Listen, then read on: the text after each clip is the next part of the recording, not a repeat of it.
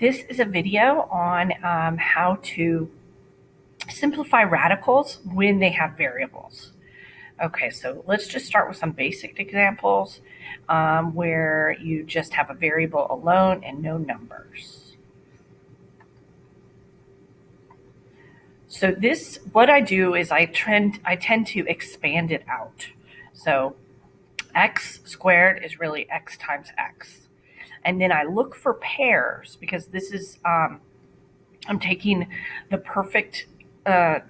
square root. I'm taking the square root of what's under the radical. And so just like 9 is really 3 times 3, and we both know, or all of us know, that the square root of 9 is just 3, we can think of this in the same way. So x squared really is x times x, and so it equals just singular x. For example, if you did x to the 4th. So let's apply that, what that would mean, right?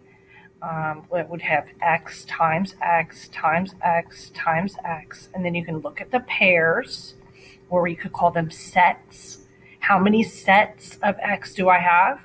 And I have 2 of them. So this is equal to x squared. This is equal to x squared. This is equal to x.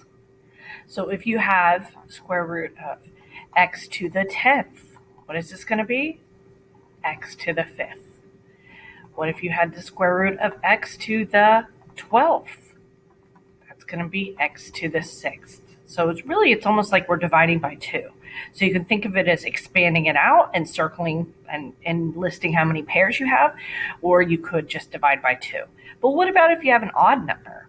Well, let's see what happens when we expand. N times n times n times n times n. 5 n's. So now I'm going to circle pairs. There's a pair, and there's a pair.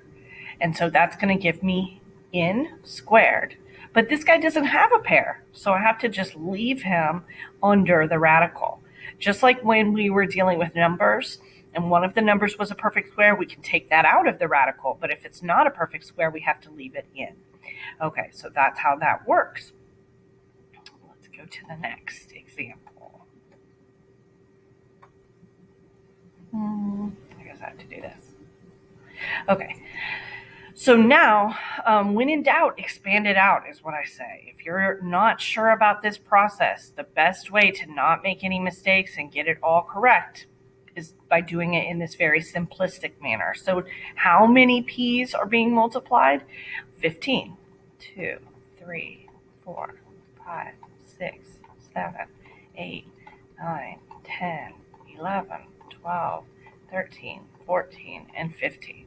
How many q's?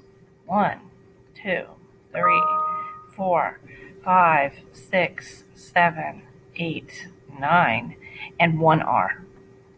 And now I look for my pairs, and I circle them up. And then when I'm done, I'm going to count how many I've circled up, how many sets were there. Now, how about my sets of q's? I think you're getting the idea. Okay, and then I decide, okay, what can come out and what has to stay in? Any pair can come out. So how many pairs? 1, 2, 3, 4, 5, 6, 7. P to the 7th. Q to the 1, 2, 3, 4. 4 sets of q's. No sets of r's, so none of them can come out. And then left under the radical is 1p, 1q, and 1r. And that's it. And that's your final answer.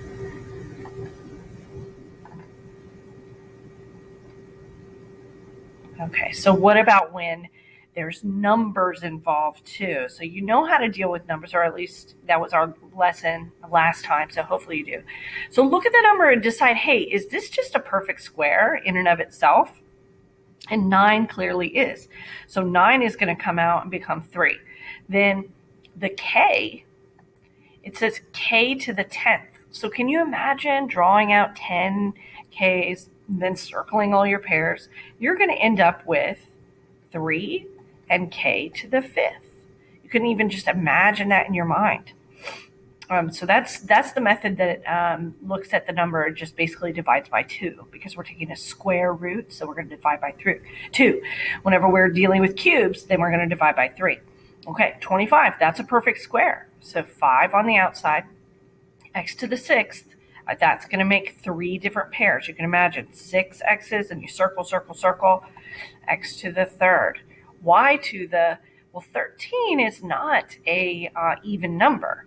1 less than that is 12. 12 divided by 2 is 6. So we have, the only thing that's left over, this was a perfect square. All of these came out. We had 1 y left over. Okay, so that's the way to think about it when you're kind of dividing by 2.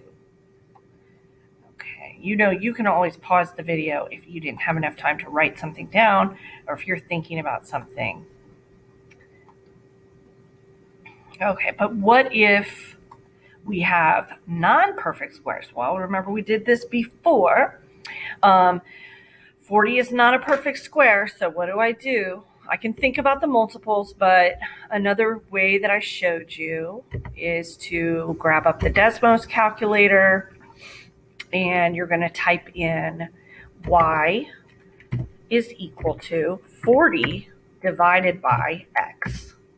And then you're going to hit the cogwheel and the table, and then you're looking down this list of the y values.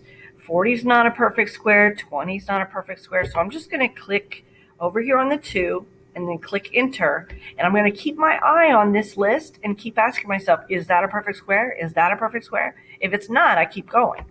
So I'm going, 10 is not a perfect square, 8, no, 6 point, nope, nope, nope, nope, yes. Okay, so 4 and 10 is what I'm going to use. Come back over here. So I've got 4 and 10.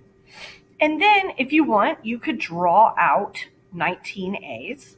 Another way to draw them out, because you're doing sets of 2, so you could do 1, 2, 1, 2. So I got 1, 2, 3, 4, 5, 6, 7, 8, 9, 10, 11, 12, 13, 14, 15, 16, 17, 18, 19. Maybe it's easier that way to count your pairs. I always circle the things that are coming out. So the 4 is coming out because it's a perfect square. Then 1 set, 2 set, 3, 4, 5, 6, 7, 8, 9. 9 sets and 1 left over.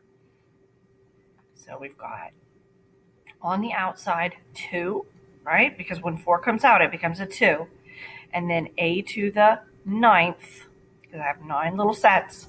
And then what's left over is a 10 and an A. Okay, that's how you do that. Okay, this one's a little bit more complicated. First, we need to know what the biggest perfect square is of 320. So I go over to Desmos. Now here's a shortcut. You don't have to retype in everything. You could just change the number up here. And now you can look in your list. So you always start here and check your list. I've got my list of perfect squares here. This is really important. That's not a step I talked about, but it's a step you need to do, and we've discussed it in class. So 320, nope, nope, nope, bing, 5 and 64. That's the first perfect square, so this is the set that I'm going to use, 5 and 64. Okay, so I've got 8 on the outside. I just let that be there until later. Okay, and we said 5 and 64. And then there's 1x and 4 y's. So this is the expansion method, when you draw them all out. If there's no exponent, that means there's just one of them. Okay, it's like invisible 1. Okay, so what can come out is 64 can come out and 2 sets of y's. So when that comes out, it becomes not 64 anymore, but you take the root of 64. So it's 8 times the 8 that was already there. And how many y's? 2 sets of y's. What's left over? 5 and x. 8 times 8 is 64. Y squared leftovers is 5x, and that's your final answer. Okay, I think that that is long enough to explain these types. So I'm going to end this video.